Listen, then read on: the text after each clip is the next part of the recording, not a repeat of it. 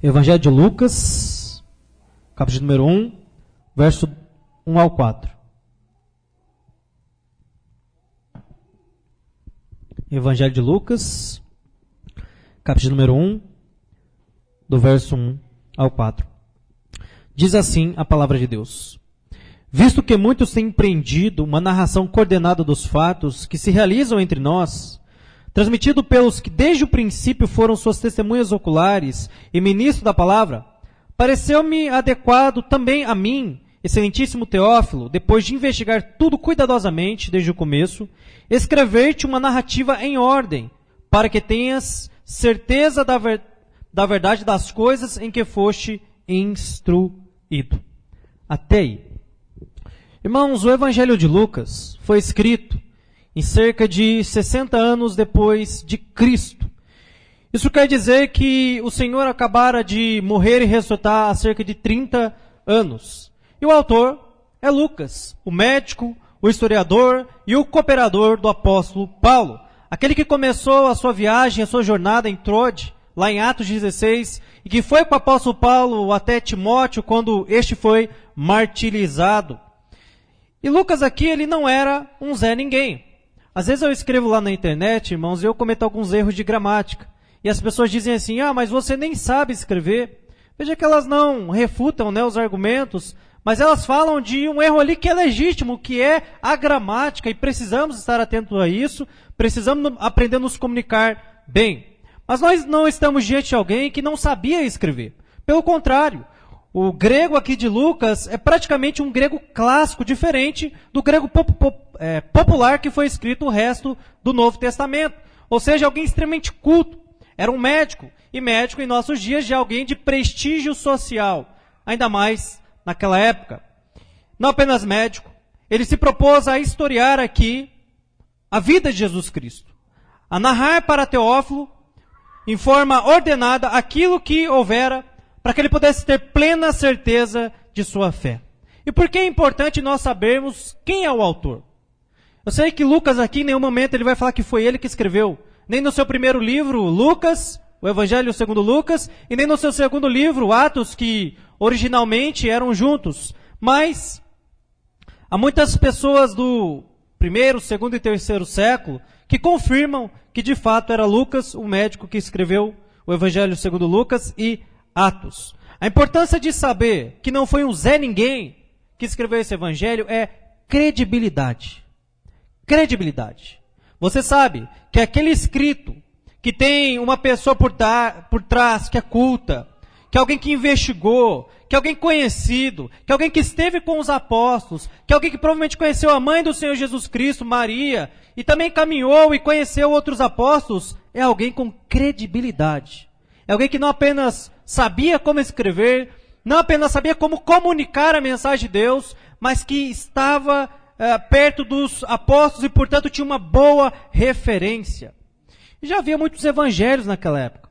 Evangelho de Nicodemos, evangelho de Judas, evangelho segundo Tomé e por aí vai. Mas todos estes foram rejeitados logo no começo da canonização do Novo Testamento. E Lucas, ele é um evangelho sinótico. O que isso quer dizer? Quer dizer que ele contém fatos que também estão em Mateus, Marcos e só. Esses três livros, eles relatam partes idênticas ou visões parecidas a respeito da vida e ministério do Senhor Jesus Cristo. É interessante que Mateus, ele vai apresentar o Senhor Jesus Cristo como rei. Você tem lá a genealogia que começa em Abraão e que passa por Davi, para demonstrar a majestade do Senhor Jesus Cristo, como rei. Marcos vai relatar o Senhor Jesus Cristo como servo. Inclusive, Marcos, ele tem uma escrita muito rápida. Parece que ele está preocupado em narrar o mais rápido possível o que aconteceu. Então ele demonstra Jesus servindo o tempo todo, Jesus fazendo o tempo todo. Já Lucas vai mostrar Jesus como o Filho do homem perfeito, e João como Filho de Deus. Esses 4 evangelhos passam uma visão perfeita a respeito de Jesus Cristo. Nós podemos ter compreensão completa a respeito de Jesus Cristo. Não que apenas estudar o evangelho de Lucas seja insuficiente para termos certeza de nossa fé, para termos certeza das verdades que aconteceram há quase 2000 anos. Não, mas quando nós vamos para os outros evangelhos, nós podemos ter uma visão um pouco mais completa e confirmar aquilo que Lucas já escreveu. E o que Lucas queria ao relatar este extenso e exaustivo relato aqui? Ele queria transmitir a verdade. A verdade. Irmãos, essa deve ser a minha e a sua maior preocupação. A verdade.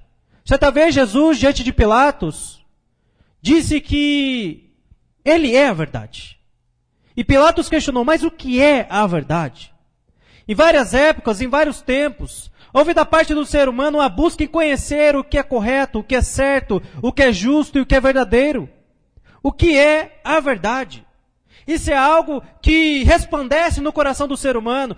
Nós queremos saber de onde viemos, para onde vamos, qual é o fim das coisas. E diante disso, há muitas vozes, há muitas pessoas que dizem muitas coisas a respeito do que é a verdade. Porém, Lucas aqui está comprometido em demonstrar aquele que disse que é a verdade, o Senhor Jesus Cristo. Eu sei que para os ímpios pode parecer que nós somos ingênuos, ou burros, idiotas, por acreditarmos na Bíblia. E por quê? Porque eles dizem, como é que vocês podem basear suas crenças em coisas ilógicas, em fábulas? Por exemplo, como é que é possível um peixe engolir um homem? Ou até mesmo um homem andar sobre a água? Isso vai totalmente contra a lógica, a ciência e tudo que temos descoberto. Ateus dizem basear as suas crenças na lógica, na ciência, dizem eles serem instruídos e então portadores da verdade. Não é assim que dizem? Quando vão argumentar utilizando a ciência, eles colocam a ciência em um patamar de Deus. A ciência diz.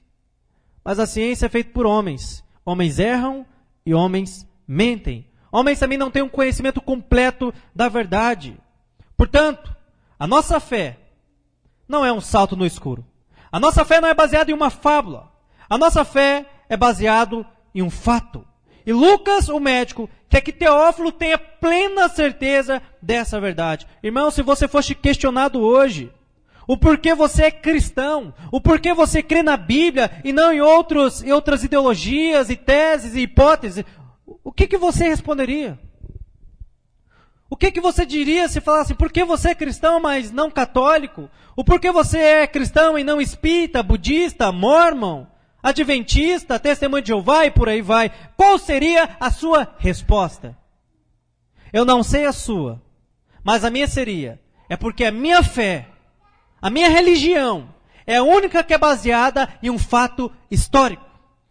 A minha fé é a única que pode ser investigada. Nenhuma outra pode ser feita de investigação, como a fé cristã. A grande ênfase do Evangelho, irmãos, não é nos fazer bem, ainda que faça. Às vezes nós chegamos aqui destruídos, e por vezes o Evangelho nos quebranta ainda mais. Mas por vezes, chegamos aqui destruídos, e a palavra de conforto nos traz refrigério, renovo e fortalece a nossa fé. Mas a principal ênfase do Evangelho não é te fazer bem. Não. Como eu tenho dito, o Evangelho, ele busca te tirar da sua zona do conforto. Ora, o símbolo da nossa fé não é um buquê de flores, não é um playground, mas é uma cruz pesada e sofrida para se carregar. É uma vida de abnegação e sofrimento. Portanto, servir a Deus muitas vezes vai trazer muito desconforto, como trouxe aos cristãos do primeiro século, que foram perseguidos e mortos por causa de sua fé. Você pode inclusive estar se sentindo bem, mas sendo enganado. Eu sempre gosto de ilustrar dessa forma, né?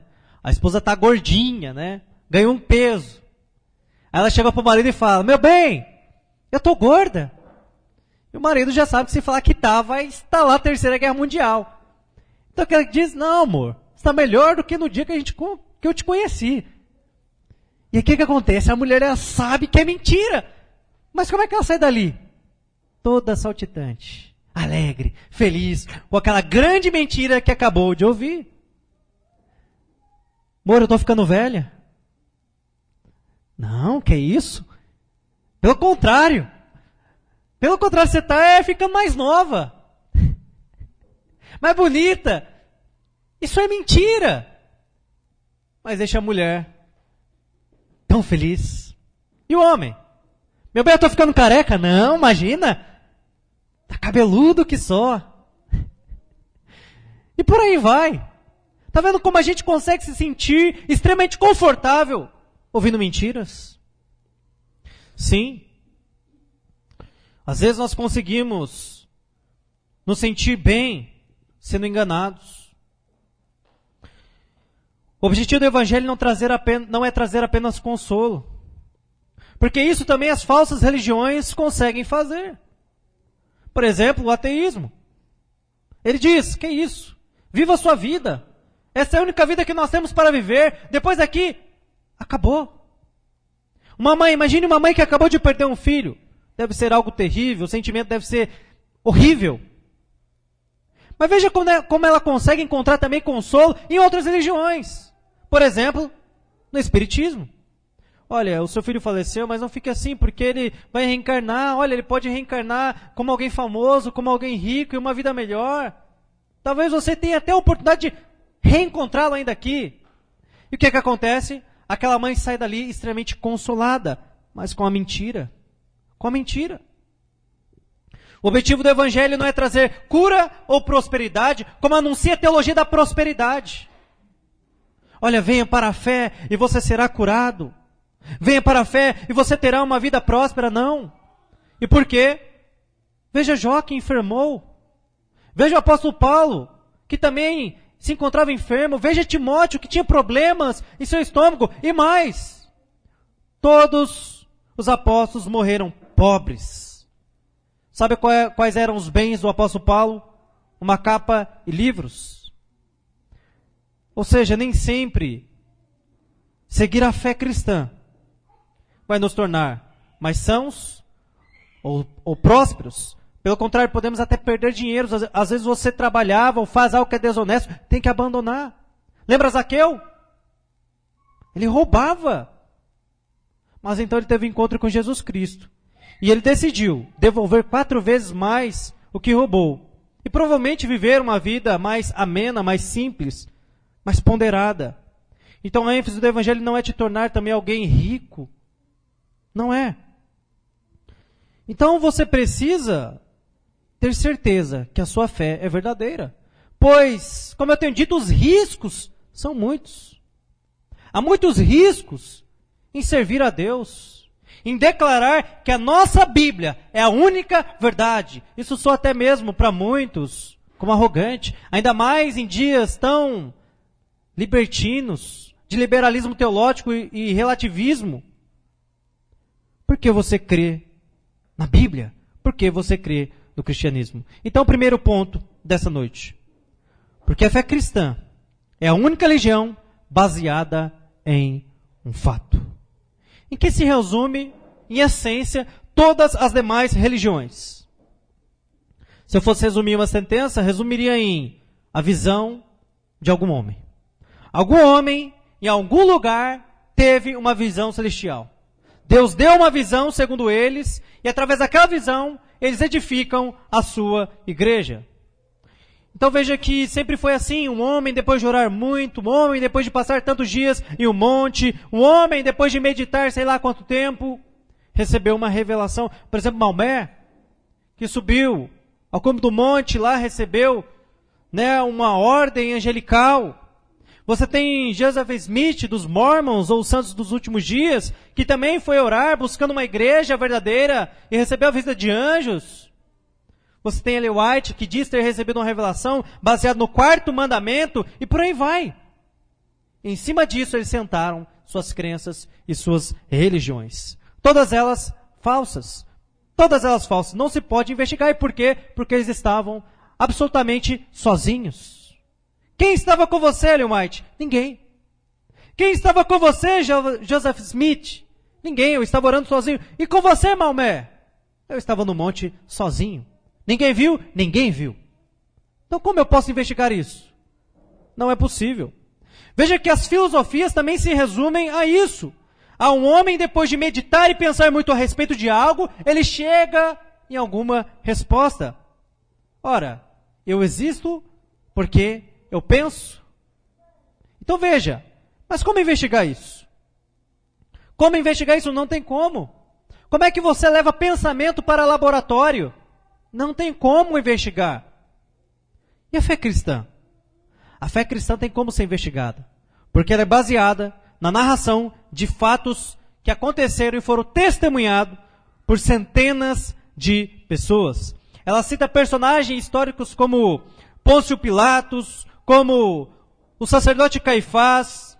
Ela cita dias, como ele morreu na sexta e ressuscitou no domingo. E quando você vai para a história, tudo isso pode ser investigado e chegado a uma conclusão lógica. Isso aconteceu. Jesus é um fato. É um fato histórico. Portanto, negar a existência de Jesus é ser ignorante. O que pode estar em xeque é se ele é Deus ou não. Alguém que não crê pode falar, olha, Jesus existiu, mas o que está em xeque é se ele era Deus ou não. Mas negar a existência do personagem histórico de Jesus, ninguém pode fazer. Isso é de uma loucura tamanha. Jesus, ele disse algumas coisas interessantes a respeito de si. Primeiro, que ele era Deus, que ele morreria e ressuscitaria. Ele disse que nele estava se cumprindo as profecias ditas por Isaías, Jeremias, e por aí vai. Irmãos, eu não vejo aí todo dia um homem dizendo esse tipo de coisa, que é Deus. Então, o primeiro ponto é, se ele fosse lunático, louco. O segundo ponto é, se ele fosse um mentiroso. Mas veja como Jesus morreu, com a pior pena capital da época, chicoteado, humilhado, nu. Por que ele sustentaria uma mentira que ele é Deus por nada? Não faz sentido. Portanto, a conclusão lógica é que ele é Deus. Ok, mas eu quero mais. Eu não me conformo apenas em usar a lógica que ele é Deus. Eu quero mais. Ok.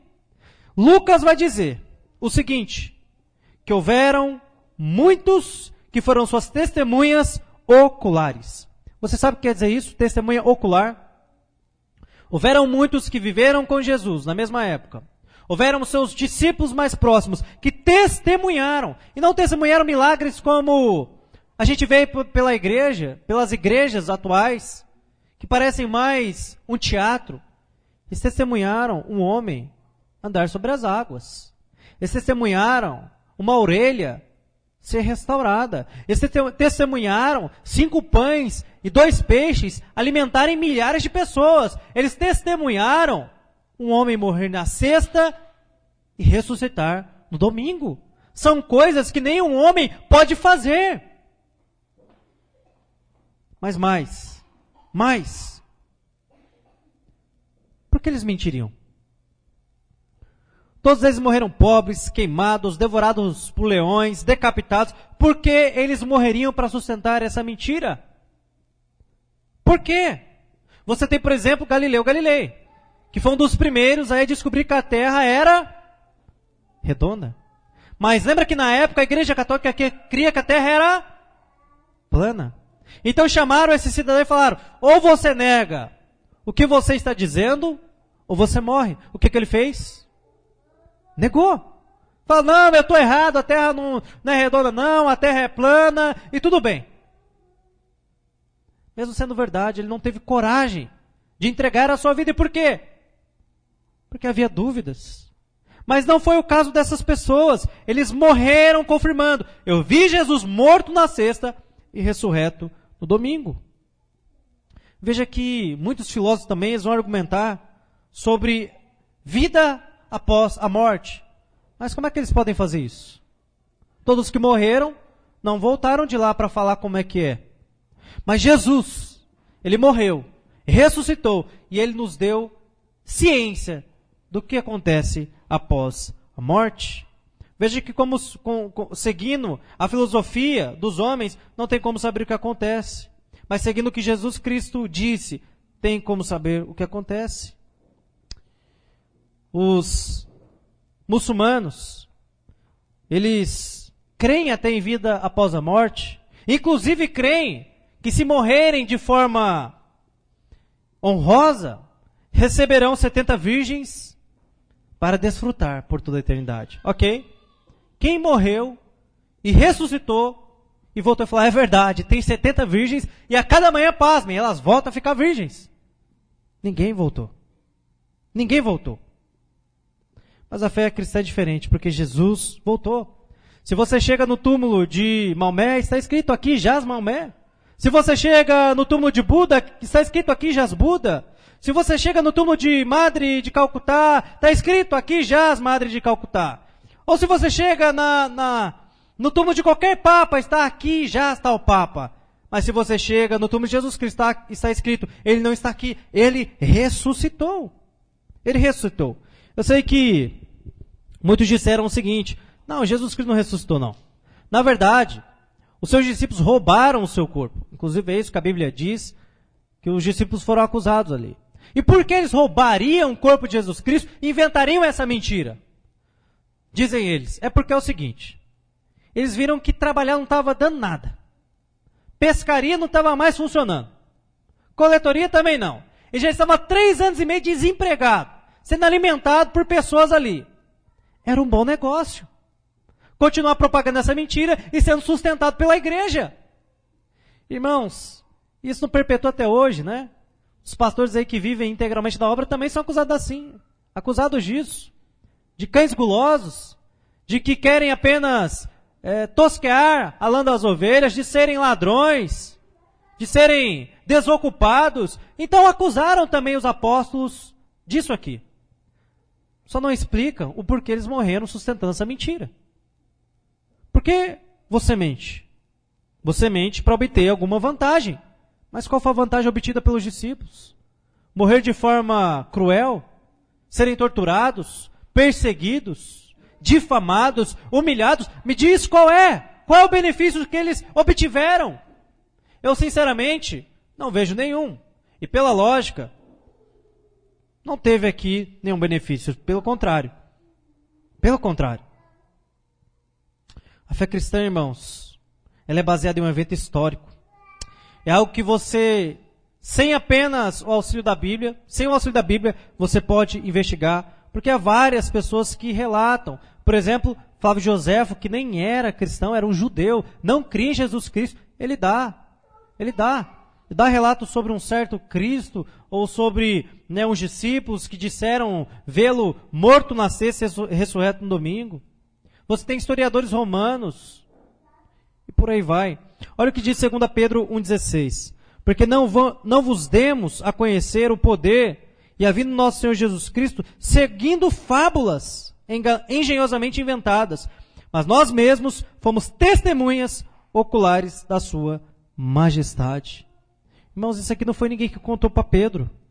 Ele viu com os seus olhos. Não é assim? Você está contando algo para alguém, algo que ninguém sabe. E a pessoa te pergunta, mas como é que você sabe disso aqui? Aí você fala, eu vi, com esses olhos que a terra há de comer. Eu vi, é assim mesmo. Você tem certeza? Tenho. Então eu vou te matar. Mata, eu não vou negar o que eu vi. Foi isso que aconteceu com os cristãos do primeiro século e com os apóstolos. Irmãos, pessoas podem morrer por algo que é mentira? Podem, como eu disse, os muçulmanos. Eles acreditam que terão aquele benefício prometido por Maomé, mas eles foram enganados. Mas os discípulos eles não foram enganados, porque eles viram. Os discípulos de Maomé não viram, mas Pedro viu, Mateus viu, João viu e morreram sustentando isso. Eles não foram enganados. Eles não foram enganados. Eu gosto muito da história da irmã Felicidade, que nos primeiros séculos da igreja cristã, e essa era uma forma de provar os discípulos de Jesus naquela época. Eles pegaram seus sete filhos e disseram, se você não negar a sua fé, eu vou matar um por um. E assim sucedeu, do primeiro ao sétimo. E ela não negou. Ela não negou. Eu sei quem tenho crido. Eu sei da minha fé. Irmãos, imagina isso. Alguém assassinar o seu filho na sua frente. É algo terrível. Mas veja a tamanha convicção dos cristãos do primeiro século. estavam dispostos a sacrificar suas famílias por causa de sua fé. Irmãos, ninguém morre por morrer. Ninguém morre por algo que não é verdade. Ninguém morre em vão, sem causa. Ninguém morre fazendo isso. Eles morreram porque, de fato, Jesus morreu e ressuscitou, habitou entre eles cheio de graça e verdade, e um dia prometeu que irá voltar. E se ele ressuscitou, tudo o que ele disse é verdade. É como Paulo disse, se Cristo não ressuscitou, vã é a nossa fé. Mas se ele ressuscitou, irmãos, nós podemos crer em cada palavra que ele disse. Podemos crer que o Antigo Testamento é a palavra de Deus, pois Jesus citou e o considerou palavra de Deus. Inclusive, quando ele aparece e ressurge, enquanto os discípulos no caminho dos Emaús, ele passa a expor a lei, os salmos e os profetas, ou seja, o Antigo Testamento que era a Bíblia que eles tinham.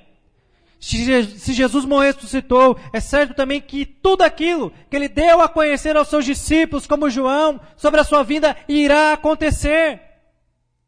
Ou seja, então Gênesis, de fato, é nossa origem, e é verdade, assim como a nossa ressurreição em glória em Apocalipse. Segundo princípio, Lucas fez uma cuidadosa investigação. Você sabe o que é uma cuidadosa investigação?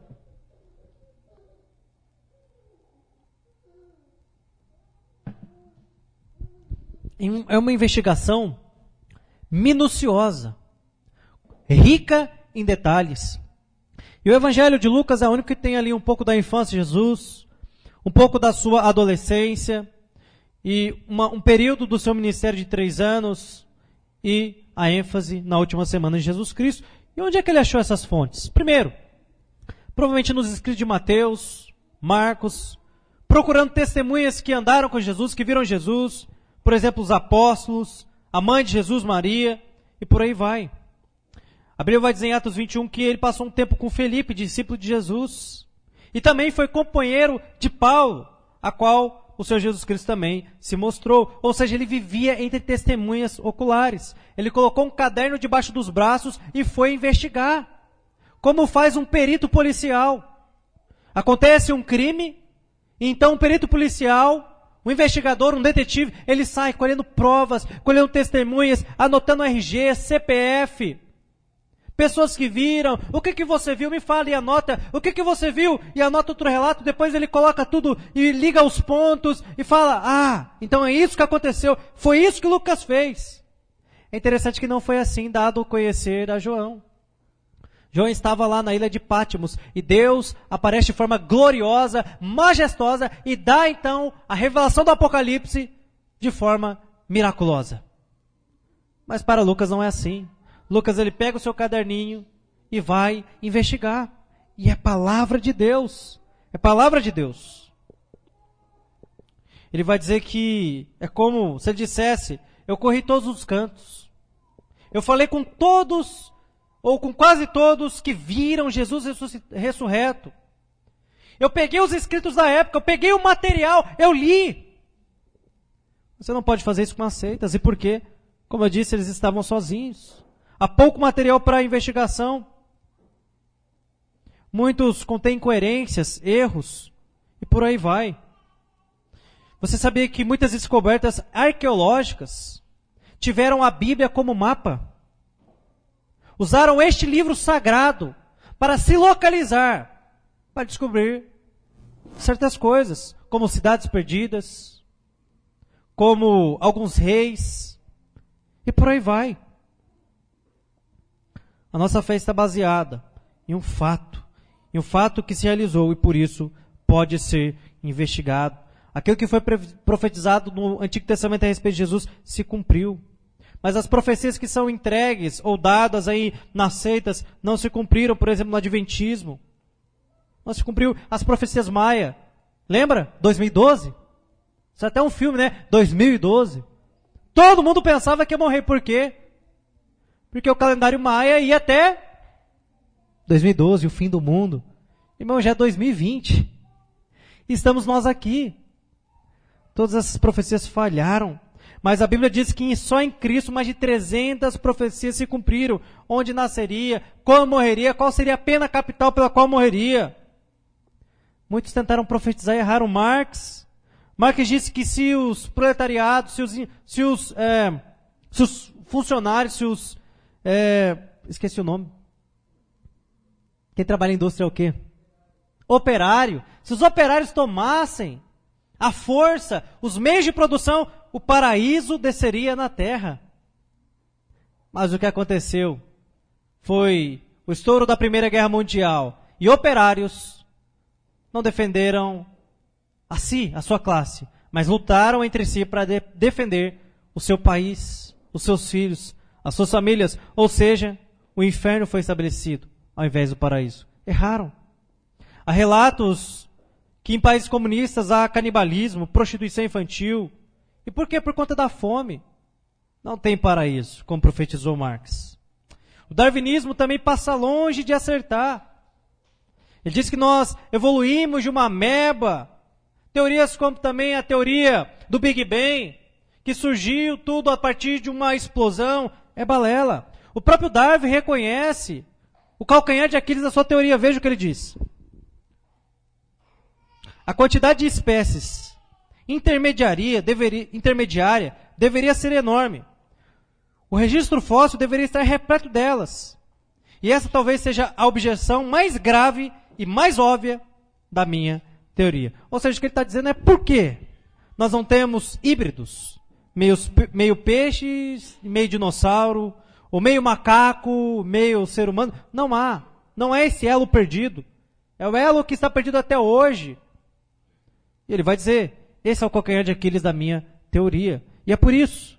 Eu sei que isso é ensinado como verdade lá na sua escola, que nós evoluímos. Mas o que é uma teoria? Teoria é uma hipótese, é uma ideia. Não é algo que pode ser levado para laboratório e, através do método científico, ser estudado. Mas a nossa fé não é a teoria. A nossa fé é um fato. E por quê? Porque é possível ser investigado. Terceiro princípio. Lucas oferece uma narração ordenada dos fatos. Irmãos, eu lembro que quando eu era garoto, as nossas pesquisas não eram feitas na internet. Eram feitas na biblioteca.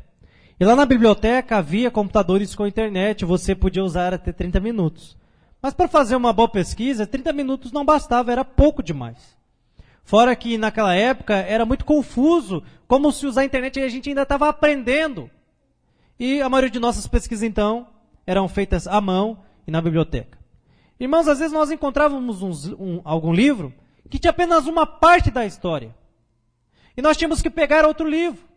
E aquele livro tinha outra parte. E não ter os fatos organizados, em ordem, confundia muito a nossa cabeça na hora de pesquisar. Lucas não queria causar essa confusão em Teófilo, e por isso ele fez questão de fazer uma narrativa ordenada, em ordem dos fatos. Nascimento, adolescência, ministério e ressurreição e ascensão descrita em Atos.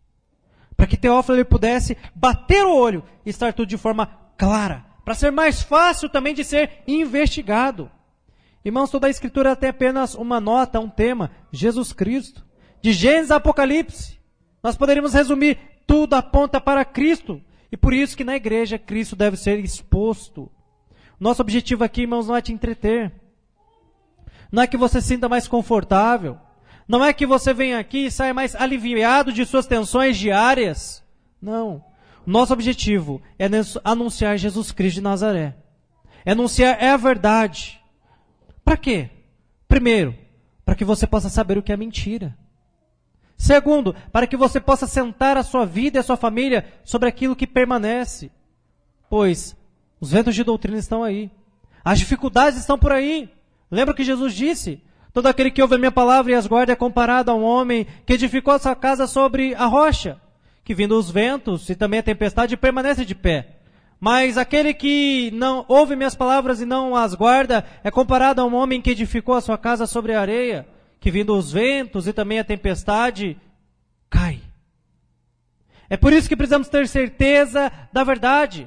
para que possamos permanecer fiéis no dia mau, para que no dia que colocarem uma arma na cabeça do seu filho e disserem, negue Jesus, ou morra, você esteja disposto a amar mais a Cristo do que o seu filho.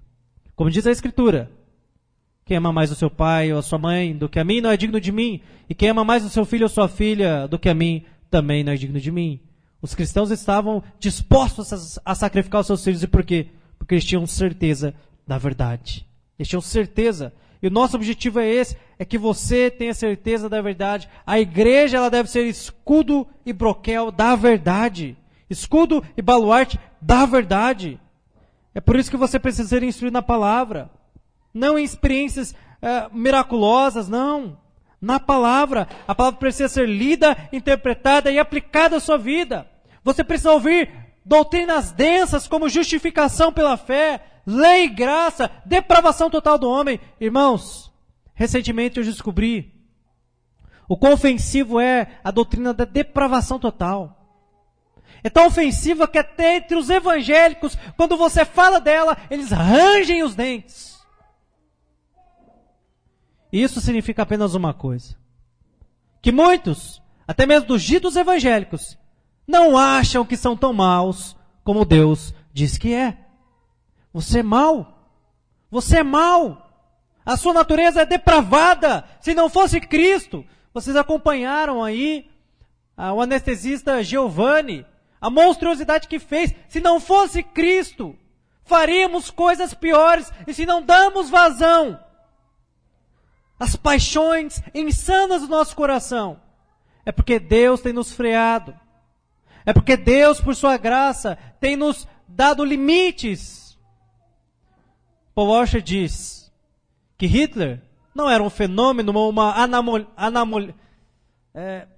anomalia da natureza, mas era um homem que foi entregue às suas paixões, e que todos nós temos potencial de ser como Hitler, ou como Giovanni. As pessoas não gostam de ser comparadas a isso, a um violentador, covarde, depravado, imoral, perverso. Mas sem a graça de Deus, irmãos, seríamos assim. Entender o quão depravados somos nos leva a conhecer mais o nosso Deus. Por isso aqui a igreja é lugar de você ouvir doutrina assim. Lucas, ele faz uma exposição em ordem dos fatos, os fatos que aconteceram. Quais? Nascimento, vida, morte, ressurreição, os ensinos de Jesus Cristo. E por aí vai. E a igreja, ela também deve estar comprometida a fazer isso. Mas como é que as igrejas têm feito hoje? Entretendo. E é por isso que as pessoas chegam na igreja e elas esperam ver teatros, uma baladinha, uma palavra mais amena. Antigamente, quando se pregava o verdadeiro evangelho, as pessoas mudavam de vida. Mas hoje, por causa da vacina que elas têm recebido do falso evangelho, quando se prega o verdadeiro evangelho, as pessoas querem ir embora da igreja, elas buscam outra. Mas olha o que diz Atos 1, do 1 ao 2. Fiz o primeiro relato, ó Teófilo, acerca de tudo o que Jesus começou a fazer e a ensinar, até o dia em que foi levado ao céu, após ter dado orientações pelo Espírito Santo aos apóstolos que escolhera. Depois de ter sofrido, apresentou-se vivo também a eles, com muitas provas incontestáveis.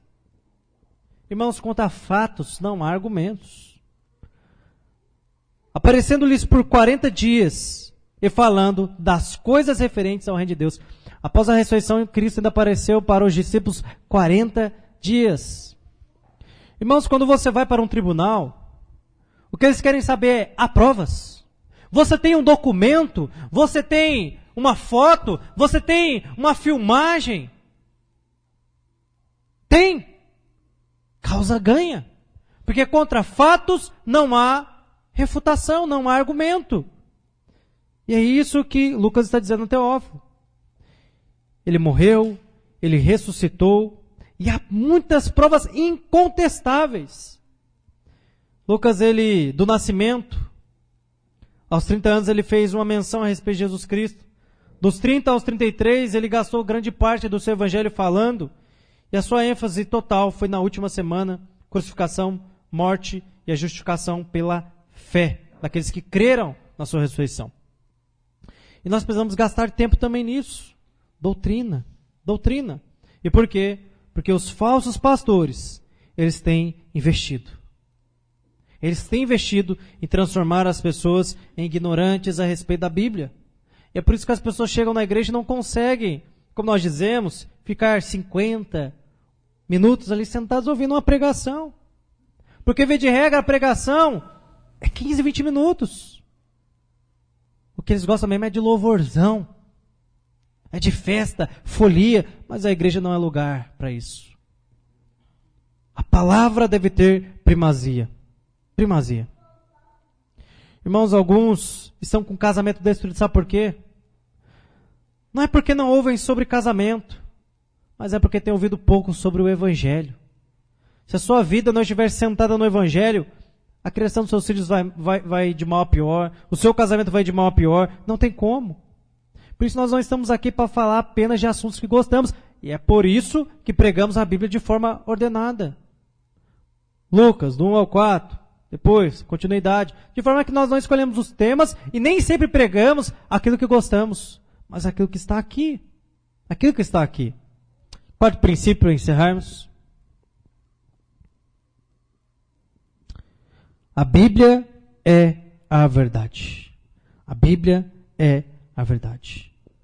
Irmãos, o Evangelho de Lucas foi escrito para Teófilo com o objetivo de fortalecê-lo em sua fé.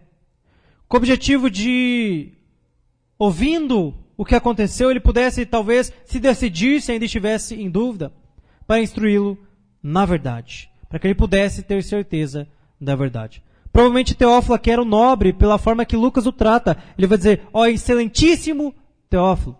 Isso era algo que era um pronome de tratamento que era dado a reis, a pessoas que estavam ligados à posição de autoridade. E estando ele ligado a posições de autoridade, ele precisava ter certeza da sua fé. Por quê? Porque ele poderia, inclusive, perder aquela posição.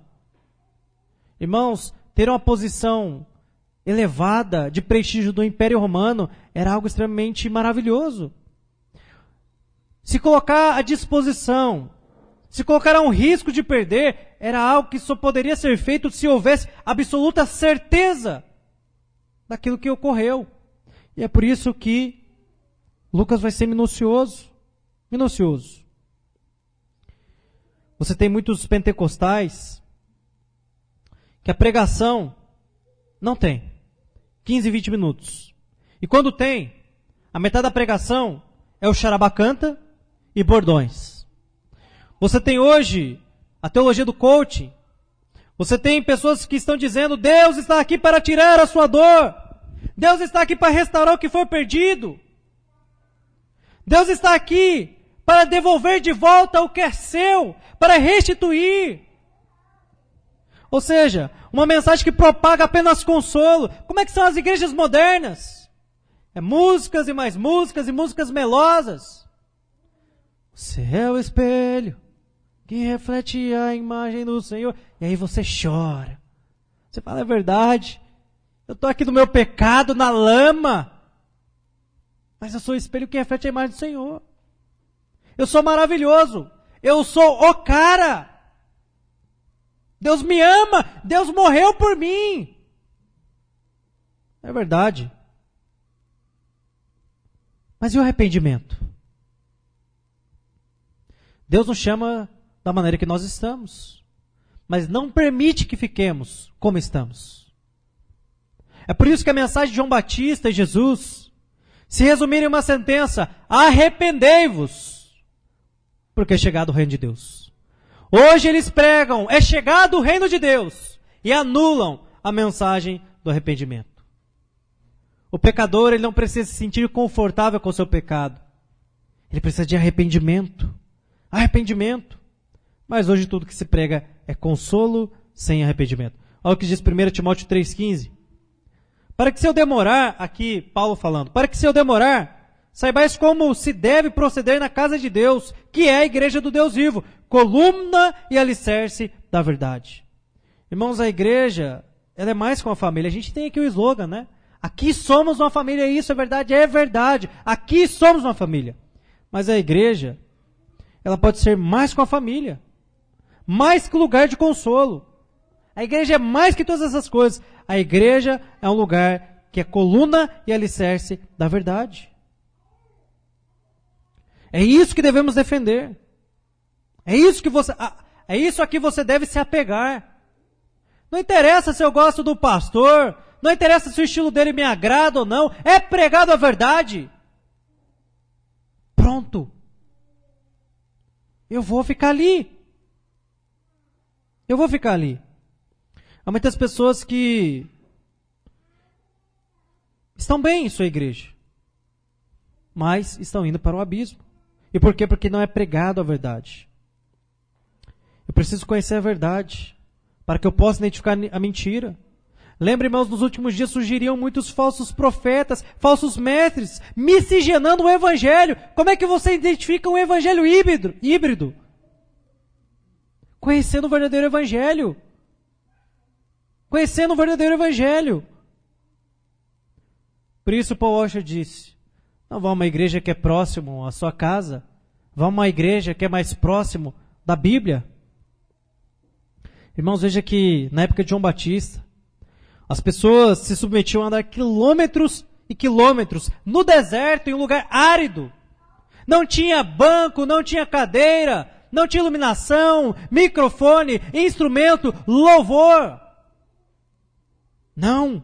Tinha um homem vestido com pele de carneiro, de cordeiro. Tinha um homem diferente, pregando uma mensagem nada convencional. A mensagem do reino de Deus, a mensagem do arrependimento. Mas as pessoas estavam dispostas a andar quilômetros do deserto para ouvir aquele homem rude do que ser enganado pelos ursinhos carinhosos de sua época. Jesus e João, eles saíram de suas casas com apenas uma coisa para oferecer. Não beleza, não formosura, mas a verdade. A verdade. Irmãos, é isso que semana após semana nós temos tentado fazer. Nós saímos de nossa casa não porque queremos ter projeção, ainda que estamos aqui gravando para isso. Mas esse não é o objetivo principal. Nós saímos de nossa casa não porque queremos uma igreja saindo pelas janelas, pessoas saindo pelas janelas, ainda que tenhamos esse desejo e seja legítimo. Nós saímos de nossa casa não porque queremos que você vá para a sua casa mais confortável e nos amando. Não. Nós saímos de nossa casa para pregar o evangelho na mesma missão que Jesus e João. E só temos uma coisa a oferecer para você nessa igreja: a verdade da palavra de Deus. Quantos desejam ser instruídos nessa verdade?